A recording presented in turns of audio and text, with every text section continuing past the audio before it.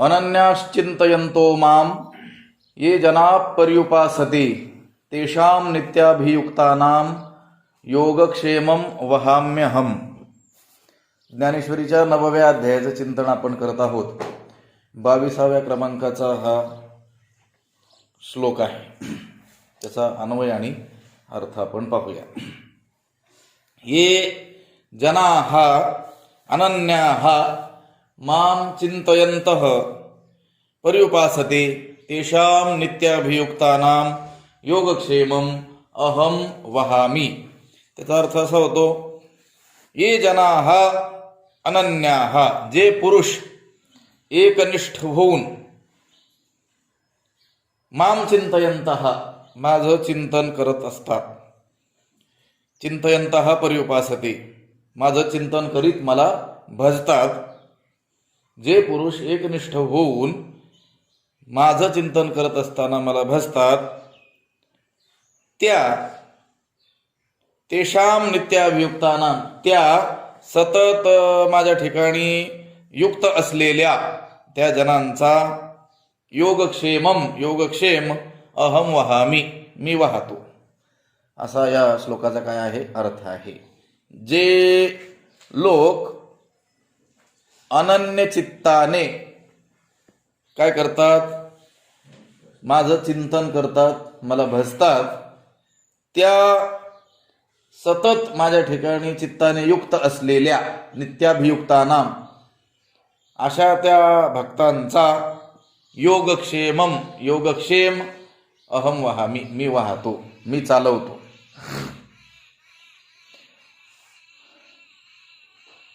या 22व्या श्लोकावरील श्लोकाचं व्याख्यान केल्यानंतर शेवटी ज्ञानोबराय म्हटले होते, म्हणोनी मजे केविण हे त्रयी धर्म अकारण, आता माते जाणवणी काही नेण, तू सुखिया होसी. हे अर्जुना, वेदाला जाणणारा जरी कोणी असेल पण मला त्याने जाणलं नसेल, परमात्म्याला जाणलं नसेल, तर तो त्याचं ते वेदाला जाणणं हे काय आहे, व्यर्थ आहे. त्याचं जीवनच काय आहे, व्यर्थ आहे. त्याने जणू काय केलं, कण टाकून भुसाच काय केला, उफनला. कोंडाच काय केला, उपनला. हे जसं व्यर्थ, त्याप्रमाणे तो जो याज्ञिक आहे, तो जो दीक्षित आहे, यज्ञाच्या द्वारे माझी उपासना करतो, पण कशासाठी, स्वर्गाच्या प्राप्तीसाठी, मला जाणण्यासाठी नाही. त्याचं जीवन कसं आहे, व्यर्थ आहे. म्हणून मला एकट्या वाचून, मला एकाला जाणल्या वाचून हे त्रयी धर्म अकारण, हे ऋग वेद, यजुर्वेद, सामवेद आणि या वेदांनी सांगितलेली जी यज्ञीय कर्म आहेत ती कशी आहेत, अकारण आहेत, निष्फल आहेत. म्हणून काय केलं पाहिजे, तर मला जाणलं पाहिजे. आता माते जाणवणी तू काही नेण, तू माझ्याशिवाय दुसरं काही जाणू नकोस, मला एकट्यालाच काय कर, जाण, त्याने तू काय होशील, तू सुखिया होशी, असं सांगण्यात आलेलं आहे. तर मग आता त्या देवाला जाणायचंय, ते जाणायचंय कसं, त्याचं चिंतन करायचंय.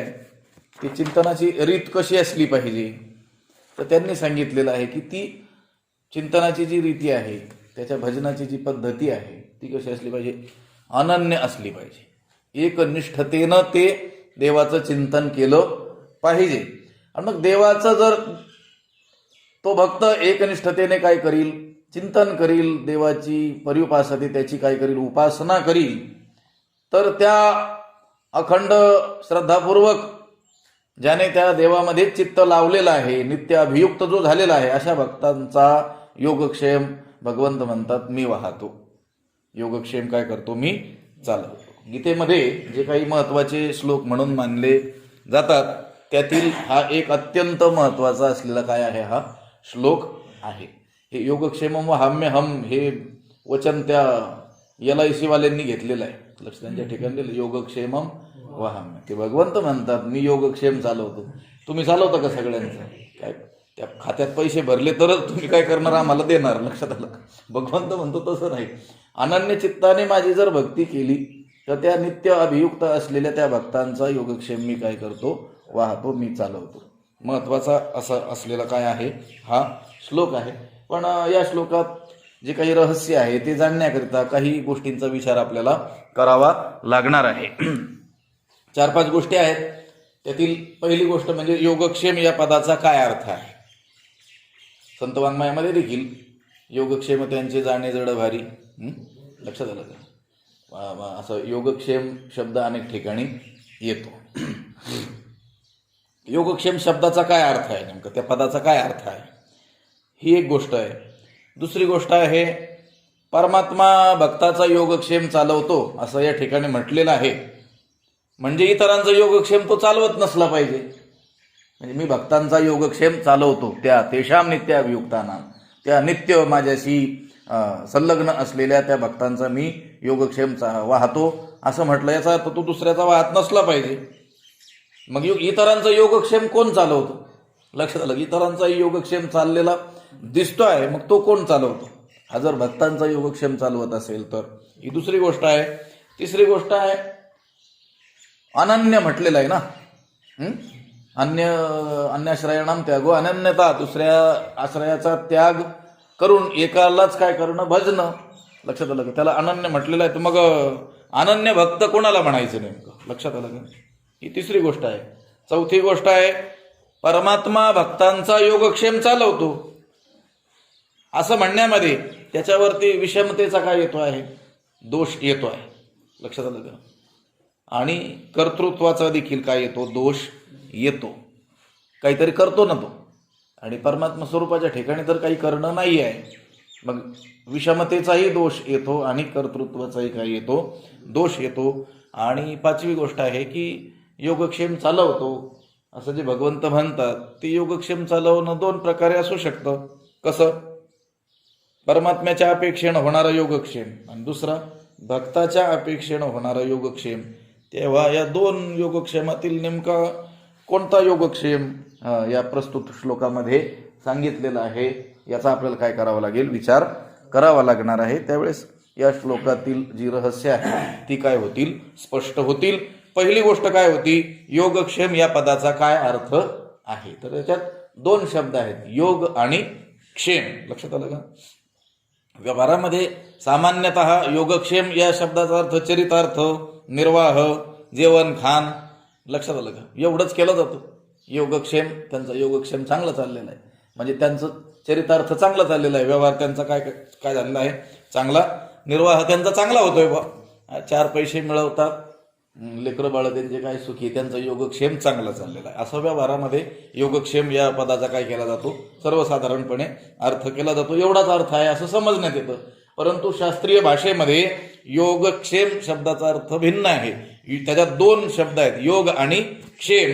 योग शब्दाचा अर्थ आहे अप्राप्तस्य प्राप्तीर योग. अप्राप्त असलेली जी वस्तू आहे तिची प्राप्ती होणं तिला म्हणतात योग. लक्षात आलं. आपल्याला जी वस्तू, जी गोष्ट आत्ता प्राप्त नाही परंतु ती प्राप्त होणं, त्या प्राप्तीला काय म्हटलेलं आहे, योग. लक्षात आलं का.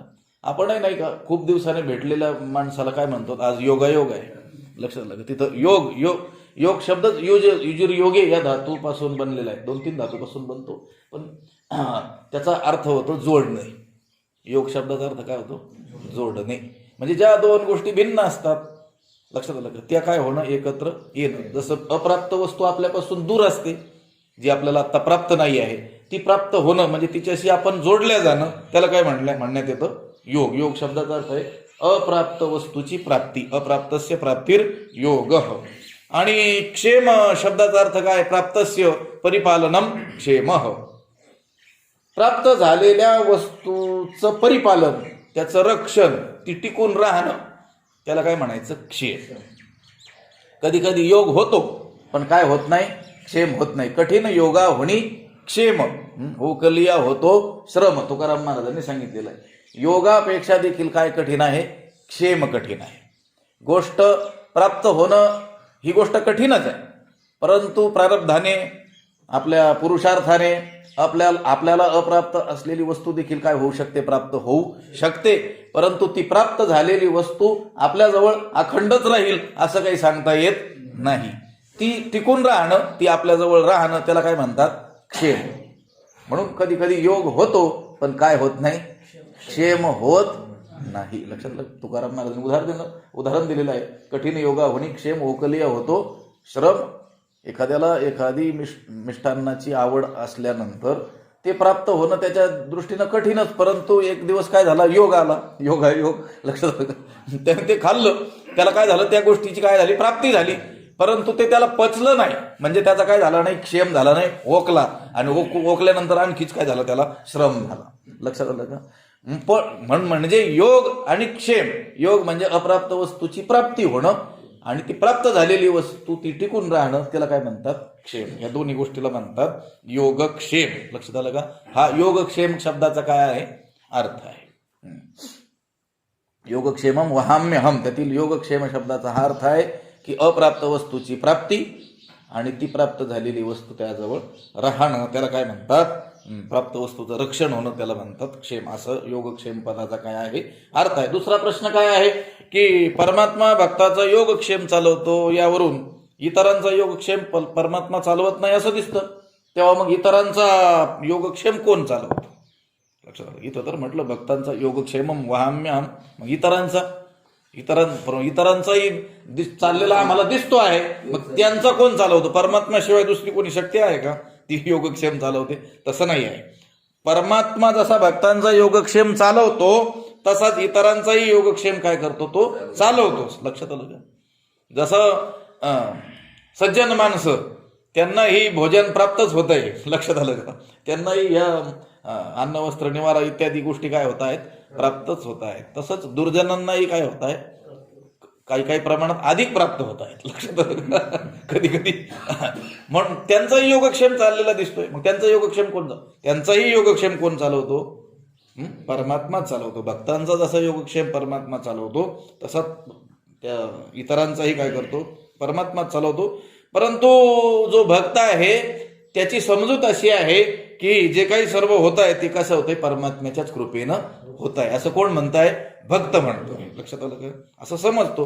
आणि इतर जे लोक आहेत, जे भक्त नाहीत, अभक्त आहेत, ते काय म्हणतात, आम्ही करतो म्हणून चालतं. लक्षात आलं का?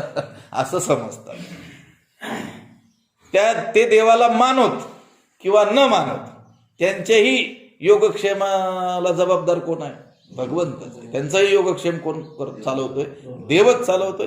परंतु भक्त मात्र मान्य करतात.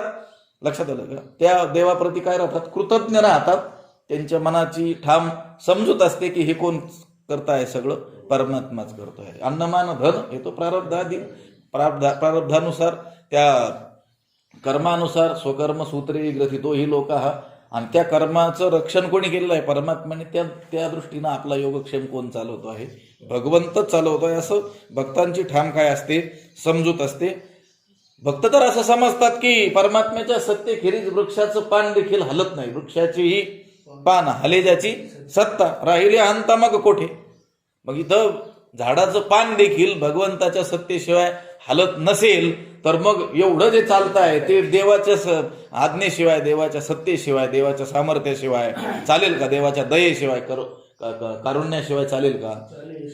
कोणाची सत्य कोण बोलविते, हरिवीण. लक्षात आलं. आपण जो बोलतो आहोत, पाहतो आहोत, ऐकतो आहोत, खाल्ल्यानंतर आपल्याला पचत आहे, खायलाही मिळत आहे, हे कोण चालवतो? सगळं परमात्माच चालवतो.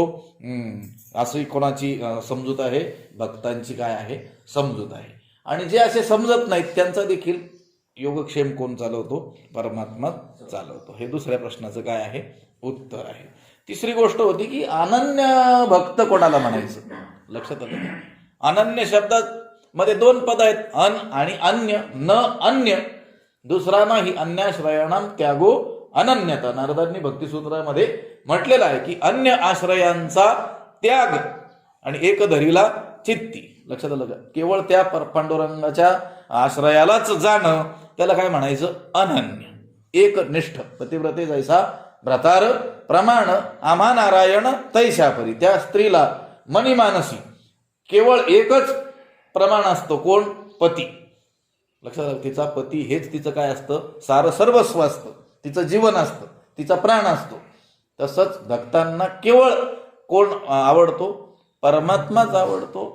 परमात्म्याचीच सत्ता ते काय करतात? मान्य करतात. लक्षात आलं का? आणि सर्व जे काही होत आहे ते परमात्म्याच्याच सत्तेनं होत आहे ही त्यांची काय असते? ठाम समजूत असते. त्याला काय म्हणायचं? अनन्य म्हणायचं. लक्षात आलं का? एक सरळ अशी व्याख्या आहे संत पुरुषांनी केलेली भक्तिशास्त्रीय दृष्ट्या, की जो आपल्या योगक्षेमाचा भार देवावर टाकत नाही त्याला म्हणायचं अनन्य. भार टाकत नाही म्हणजे हे देवा तू माझा योगक्षेम चालव असं त्याला म्हणण्याची आवश्यकता पडत नाही. तर जे काही चाललेलं आहे ते देवाच्याच सत्तेनं चाललेलं आहे ही त्याची काय आहे? ठाम समजूत आहे. लक्षात आलं का? मग प्रारब्ध बलाने न्यूनाधिक्य होतच आहे. लक्षात आलं का? सुख साधनं जी आहेत त्यांची तुम्हाला होणारी प्राप्ती ही कधी कमी प्रमाणात होईल, कधी अधिक प्रमाणात होईल, कधी दारिद्र्य जीवन जगण्याचा प्रसंग येईल, कधी लक्षात आलं का श्रीमंत होण्याचाही काय येईल? प्रसंग येईल. लक्षात आलं का? पण हे सगळं परमात्माच चालवतो आहे, त्याला मागण्याची काही आवश्यकता नाही. अशी ज्याची समजूत आहे त्याला काय म्हणायचं? अनन्य भक्त म्हणायचं. जो देवावरती भार टाकतो त्याला अनन्य म्हणता येणार नाही. लक्षात आलं? त्याला भरोसा नाही याचा अर्थ. आपण देवाचं दर्शन केल्यानंतर आपल्याला काय मागण्याची सवय आहे.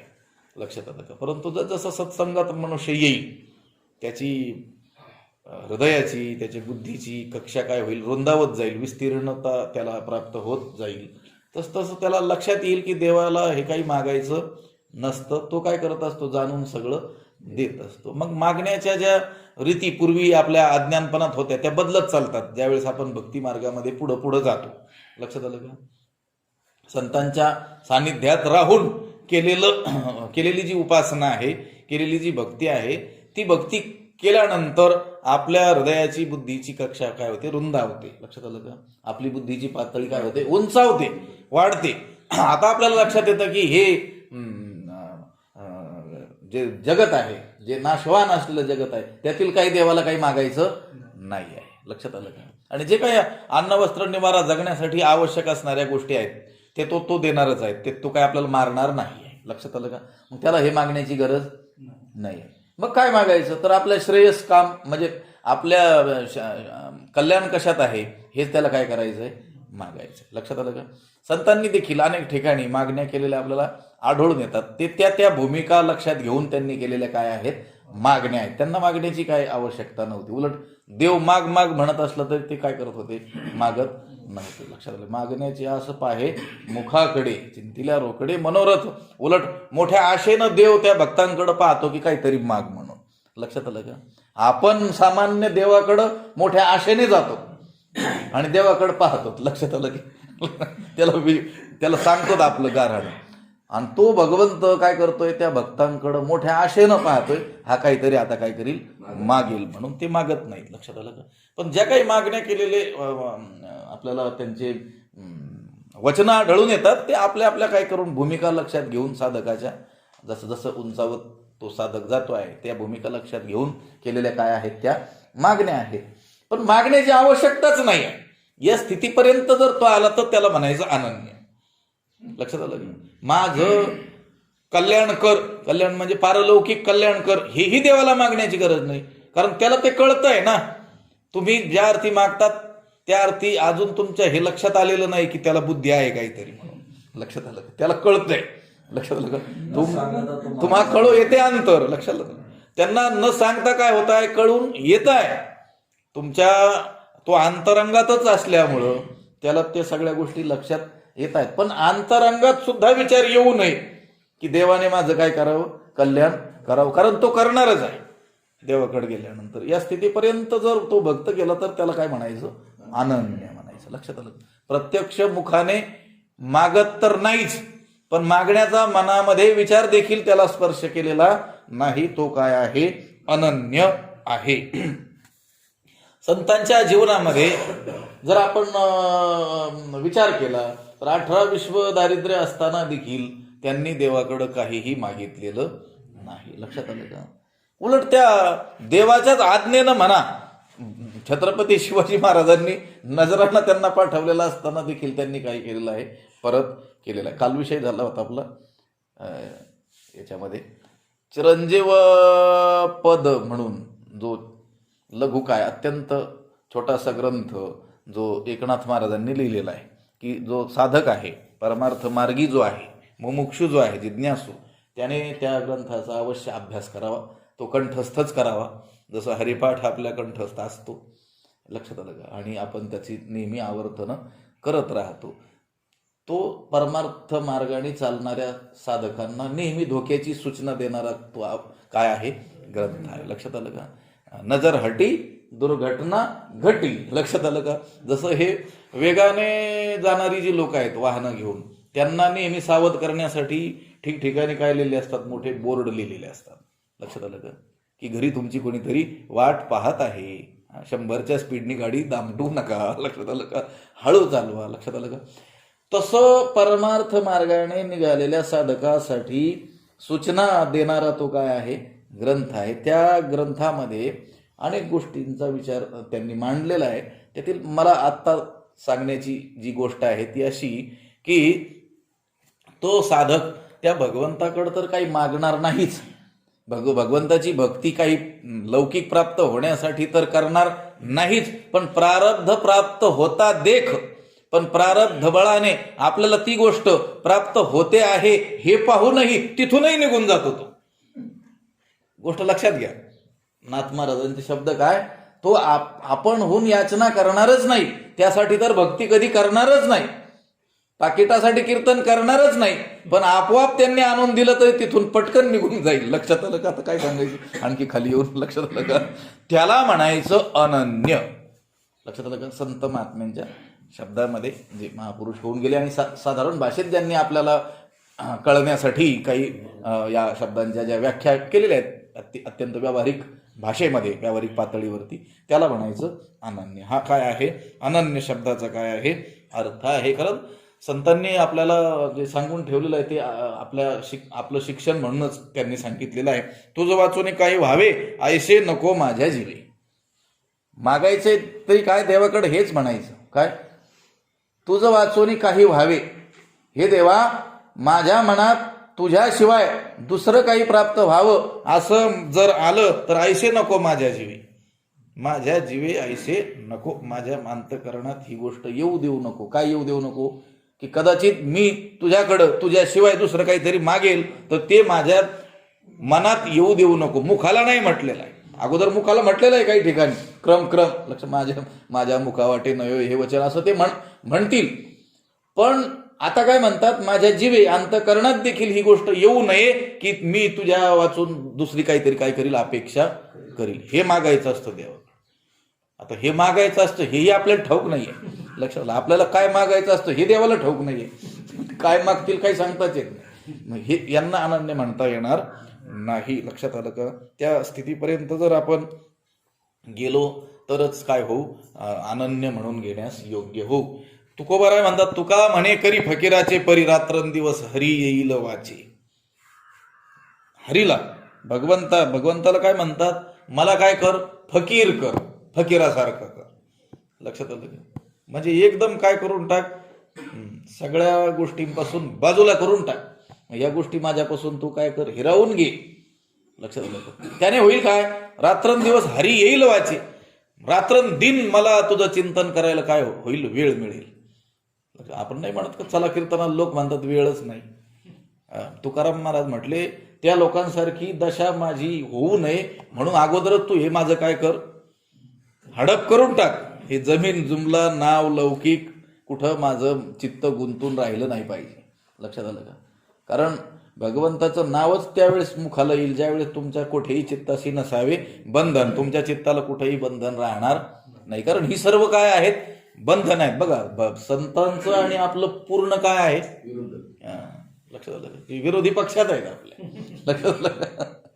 म्हणजे आपण त्यांच्या मागोमाग चाललं पाहिजे, पण आपलं आणि त्यांचं काय आहे, उलट आहे. आपण देवाकडे कशाची मागणी करतो? अशा गोष्टींची मागणी करतो की ज्या गोष्टी प्राप्त झाल्यानंतर देवापासून आपण काय होऊ, अजूनच काय होऊ, दूर जाऊ. आणि संत मात्र देवाच्या अधिकात अधिक जवळ जाता येईल यासाठी जे काही अडथळे ठरतात मध्ये जाण्याच्या मध्ये, ते काय कर म्हणतात, ते दूर कर म्हणतात. आणि आपण काय सांगतो देवाला, तुझ्या आणि माझ्यामध्ये मोठ्या भिंती बनव. लक्षात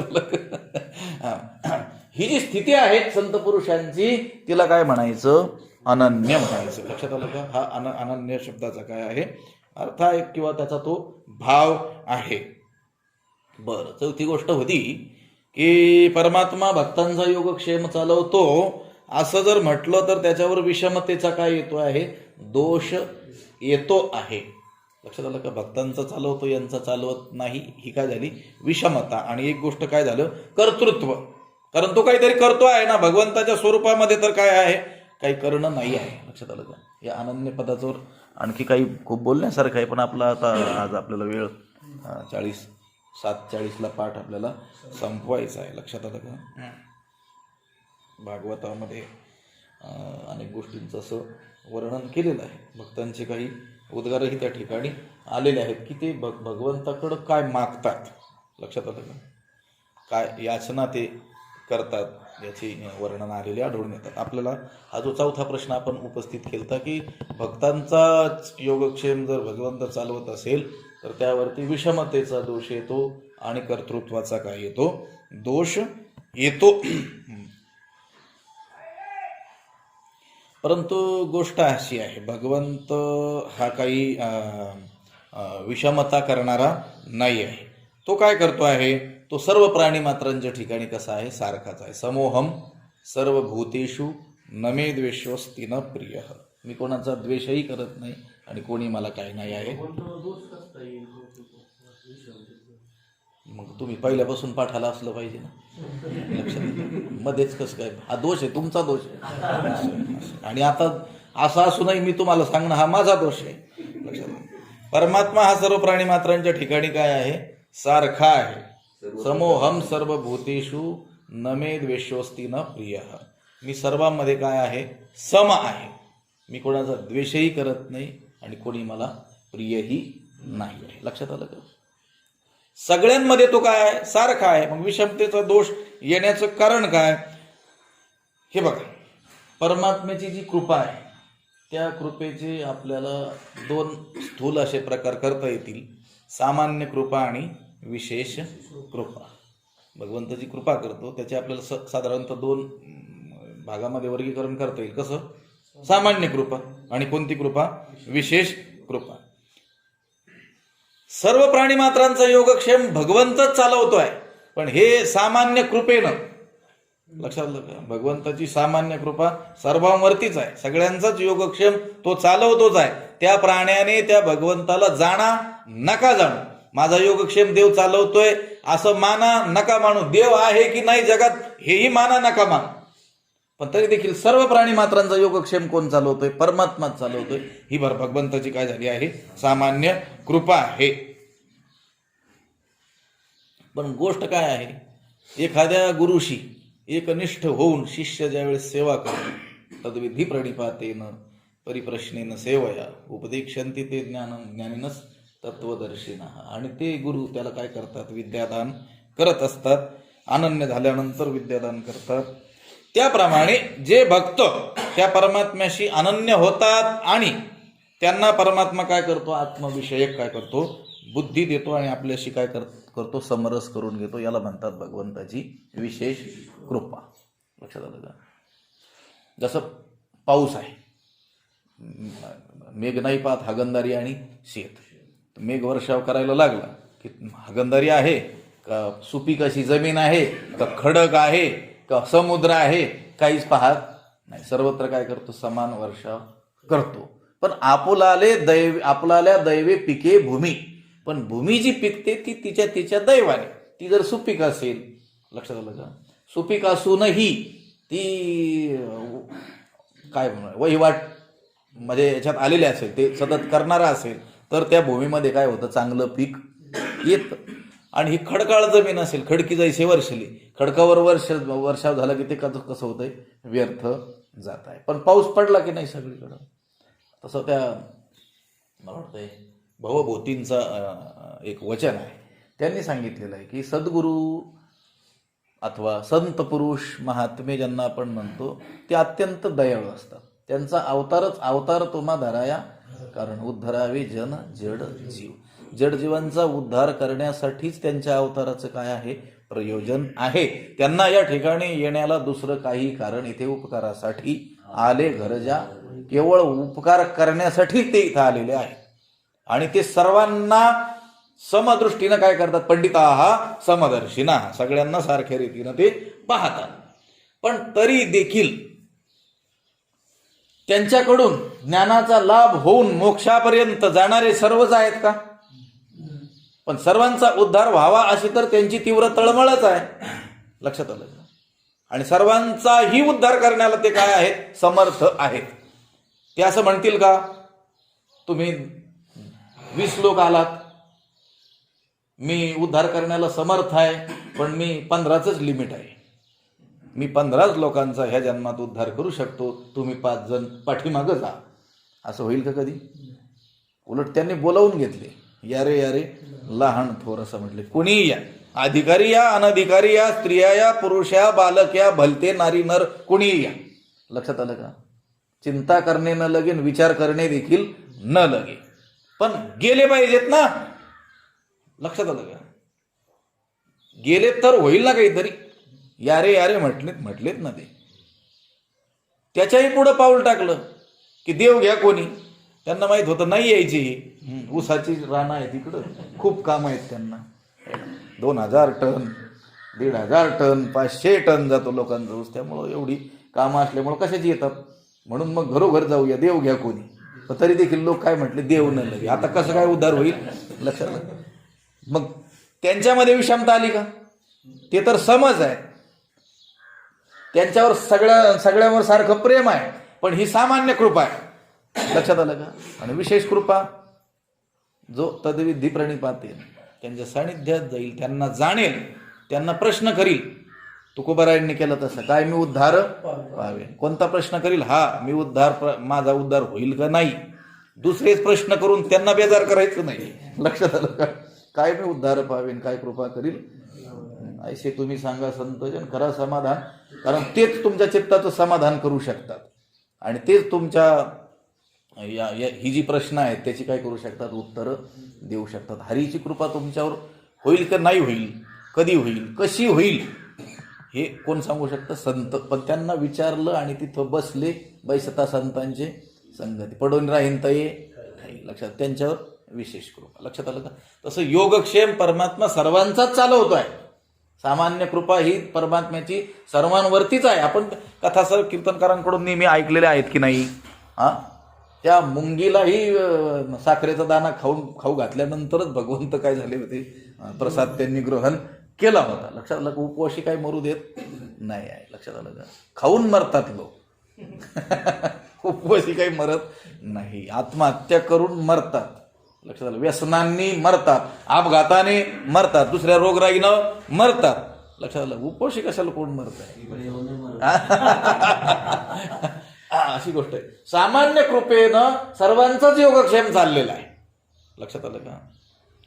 पण योगक्षेमम वहाम्यहम हे आपल्याला ठाऊक असलेले योगक्षेम शब्दाचा जो अर्थ आहे तो सामान्य अर्थ आहे, हे लक्षात घ्या. तो काय आहे? योगक्षेमम वहाम्यहम. तो तर चालवणारच आहे. ते देवाला काय किती सामर्थ्य लागतं त्याला? त्याने नुसती कृपा केली का सगळा योगक्षेम चालतोय. त्याला त्याच्यासाठी कष्ट घेण्याची गरज काय? कारण इथं लिहिण्याची गरज तरी आहे का? एवढ्या मोठ्या ग्रंथामध्ये योगक्षेमम वहाम्यहम हे सांगण्याची गरज आहे का? म्हणजे सगळ्या वेदांताचं रहस्य 700 श्लोकात आणायचंय आणि तिथं व्यर्थ चर्चा करायला तयार आहेत का भगवंत?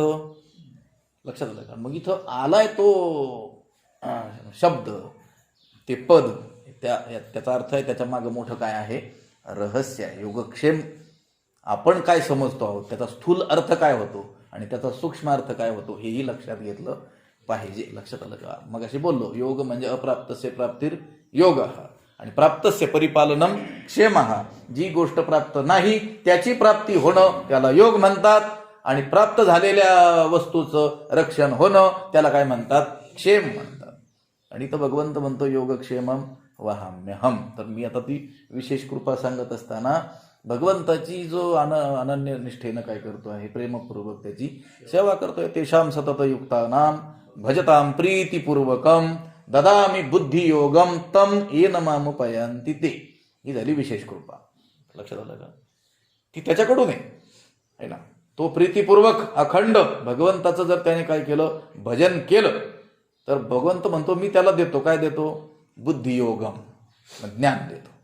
आणि मग त्याच्याद्वारे येन माम उपयांती ते जे लोक आहेत ज्यांना बुद्धियोग प्रदान केला, कशामुळं, ते एकनिष्ठतेनं, त्यांनी अनन्यतेनं, प्रेमपूर्वक, प्रीतीपूर्वक काय केलं, भजन केलं. म्हणून त्यांना काय दिला, बुद्धियोग दिला, की ज्या बुद्धियोगाच्या द्वारे माम उपयांती, मला ते काय करतील, प्राप्त करून घेतील. ही काय आहे, विशेष कृपा आहे.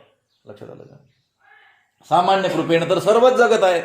लक्षात आलं का? पण भगवंताची जी इच्छा आहे की यांनी माझ्या स्वरूपात येऊन मिळावं, मला ओळखावं, माझ्या स्वरूपाला जाणावं, त्यासाठी जो कोणी प्रयत्न करतो आहे, जे उपाय अवलंबतो आहे, आणि त्याच्या बदल्यात भगवंत काय करतोय, बुद्धियोग प्रदान करतोय, ज्ञान देतोय. ज्ञानदात्या गुरुच्या रूपाने तो येतोय. आपणच देव होय गुरु. देव आपणच काय होतोय, गुरु रूपाने त्याच्या पुढं येतो आहे. लक्षात आलं का? आणि मग त्याला ते ज्ञान प्रदान करतोय. ही काय झाली, त्याची विशेष काय झालेली आहे, कृपा झालेली आहे.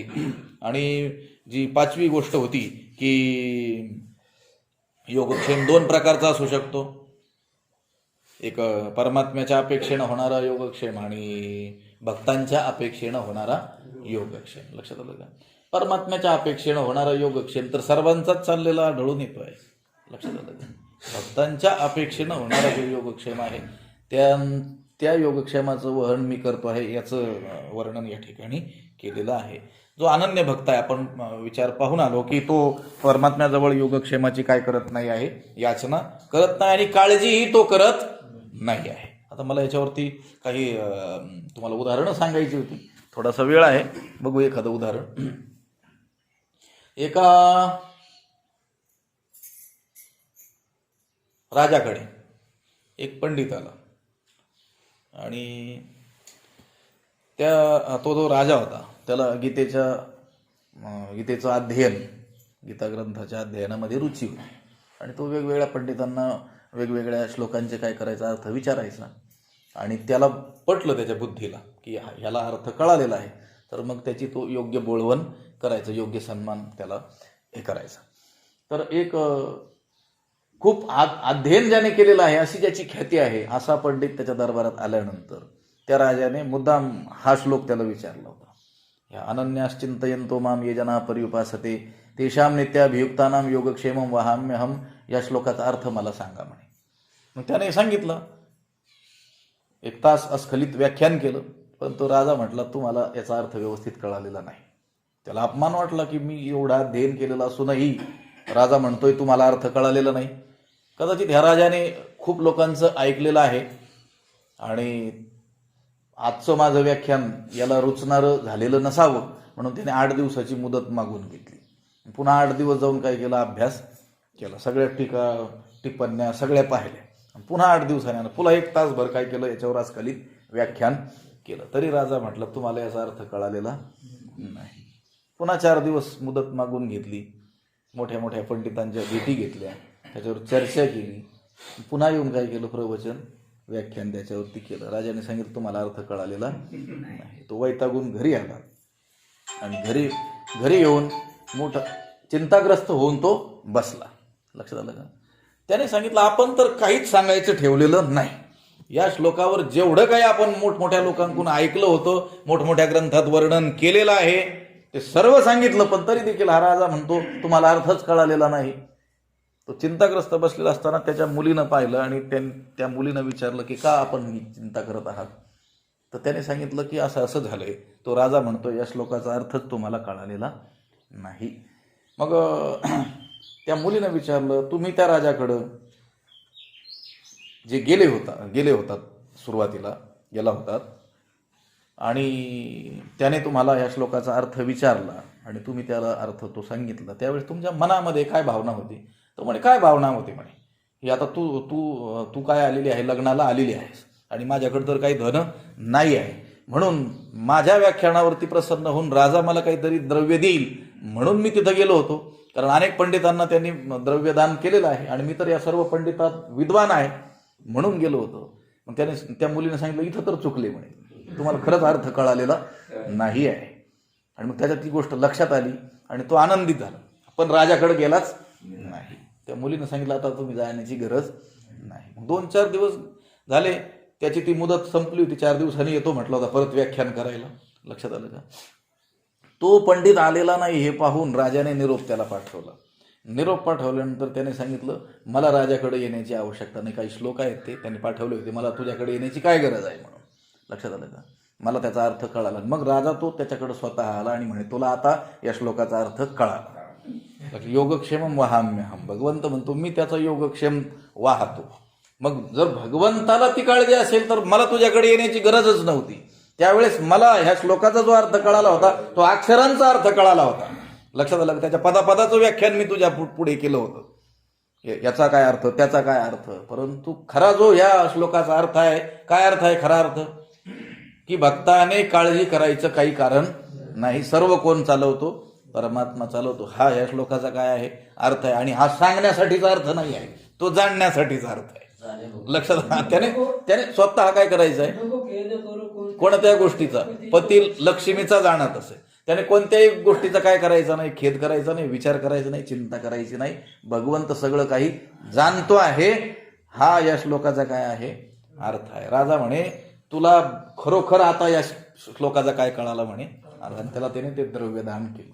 अजूनही एक छोटीशी गोष्ट आहे. महाभारतावरती ज्या अनेक टीका आहेत त्यावरती, त्या संपूर्ण 1,00,000 श्लोकावरती टीका ज्यांनी लिहिली, ज्यांचं नाव जगन्नाथ मिश्र म्हणून, ते ज्यावेळेस महाभारतावरती टीका लिहित होते आणि महाभारतावर टीका लिहित असताना भीष्मपर्व आलं आणि त्या भीष्मपर्वामध्ये आलेले हे जे अध्याय आहेत त्यालाच आपण गीता म्हणतो ना. गीता हा काही स्वतंत्र ग्रंथ नाही, भीष्मपर्वी सांगितलेली कथा म्हणतात ना. लक्षात आलं? भीष्मपर्वामध्ये आलेले हे अध्याय आहेत. तर मग या श्लोकापर्यंत ते आलेले असताना त्यांनी वाचलं योगक्षेमम वहाम्यहम, त्यांचा योगक्षेमाचा भार मी काय करतो, वाहतो. ते म्हटले हे वहामी हे जे पद आहे ना, मी वाहतो, हे चुकीचं पद आहे. लक्षात आलं का? तिथं ददामी असं पद पाहिजे होतं. ददाम्यहम देऊन टाकतो. लक्षात आलं का? किंवा करोम्यहम मी करतो. वहाम्यहम हे पद कसं काय असू शकतं, मी वाहतो म्हणून? भगवंताला वाहण्याची काय गरज आहे? स्वतः त्या भक्तांचा योगक्षेम, त्याचा भार वाहण्याची काय गरज आहे? म्हणून कदाचित ही लिहिणाराकडून चुकलेलं असावं अनावधानाने. तिथं ददामीच्या ऐवजी वहामी असं लिहिलेलं आहे म्हटले. म्हणून त्यांनी काय केलं, ते खोडण्यासाठी जे द्रव पदार्थ असतो त्याने काय केलं, हे पद काय केलं, खोडून टाकलं, वहामी हे पद, आणि गेले. त्यांच्या घरी 18 विश्व दारिद्र्य होतं. लक्षात आलं का? खाण्याचीही पंचायत. एक दिवस तर खायलाही मिळत नव्हतं, कारण लक्ष्मीचं सरस्वतीचं कदाचित एकत्र येणं योग्य नसावं असं दिसतंय. लक्षात आलं का? मग ते बाहेर गेलेले असताना ते खडाखोड करून बाहेर गेले. कशासाठी? आता काय खायला आणावं यांना, ह्या भ्रांतीत ते बाहेर गेलेले आहेत. त्यावेळेस भगवंताने काय केलं, एका बालकाचं रूप घेतले, 14-15 वर्षाचा असा सुंदर गोरा गोमटा असा बालक. आणि तो काय केलं, त्याने आपल्या डोक्यावरती सामान आणलं, साखर, रवा, तूप, तांदूळ, सगळं किराणा माल भरून आणला डोक्यावरती. आणि आला आणि त्यांच्या पत्नीजवळ जाऊन ते गाठोडं आता देणार. तर त्या पत्नीनं पाहिलं की कोणीतरी एक सुंदर बालक आला आहे, त्याच्या डोक्यावरती गाठोडा आहे आणि तो घेऊन आला आहे. त्याने विचारलं त्या पत्नीनं, त्यांनी सांगितलं तुमच्या मालकांनी माझ्याजवळ हे पाठवलं आहे म्हणे. पण त्या बालकाकडं पाहिलं असताना त्याच्या एका उजव्या गालावरती असं ओळ उठलेली दिसली. लक्षात आलं का? आणि लाल झालेली बाजू, सगळं मुलगा एकदम सुंदर आणि ती बाजू मात्र मारल्यासारखी अशी लाल झालेली बाजू. त्याने त्या पत्नीने विचारलं हे काय झालं, ते तुमच्या मालकांनी मारलं म्हणे मला. आणि तो मुलगा निघून गेला. हा सायंकाळी आला, काहीच मिळालं नाही, तेल मीठ. त्याला वाटलं आता काय भ्रांतच आहे, पण घरातून सुवास येत होता चांगले पदार्थ बनवल्याचं.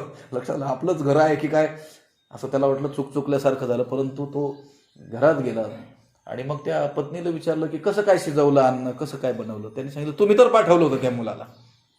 ते म्हणे, कोणत्या मुलाला? ते म्हणे तुम्ही गेले आणि एका तासाभरात तो मुलगा आला इथं सामान घेऊन, सगळं किराणा मालाची पिशवी घेऊन.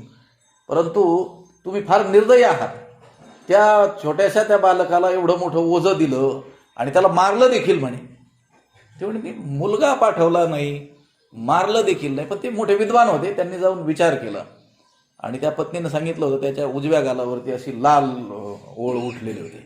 आणि मग तो विचार करत बसला असताना त्याला लक्षात आलं, सकाळी आपण हे वहामी पद खुडून टाकलं होतं. लक्षात आलं तिथं ददामी दिलं तर ते वहामीच काय आहे पद बरोबर आहे. भगवंत त्या भक्ताचा योगक्षेम काय करतो, वाहतो. लक्षात आलं का?